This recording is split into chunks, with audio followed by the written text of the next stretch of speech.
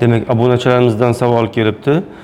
O't tufagini oldirgach parhez qilmasa, o't yo'lida ham keyinchalik tosh paydo bo'lishi mumkinmi degan. Bu katta ilmiy izlanishlarga sabab bo'lgan savol. Bu savol ustida olimlar o'tgan asrda, 20-asrda uzoq ishlashgan, katta doktorlik himoyalari qilingan, nomzodlik himoyalari qilingan.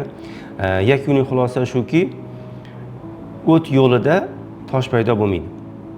Bu 95-98% olimlarning fikri. Operatsiyadan keyingi davrda o't yo'lida tosh paydo bo'lgan emas, tosh topilgan bemorlar bor. Demak, buning xulosasi shunaqaki, demak, birinchi operatsiya payti, o'sha o't tufagini olgan payti o't yo'lida mayda toshlar qolib ketgan. O'shalar keyinchalik vaqt davomida kattalashishi mumkin va o't yo'lini tiqib qo'yishi mumkin. Lekin operatsiya vaqtida o't yo'lida tosh bo'lmagan bo'lsa, o't yo'lda tosh paydo bo'lmaydi. Va sog'lig'ingizga bee'tibor bo'lmang.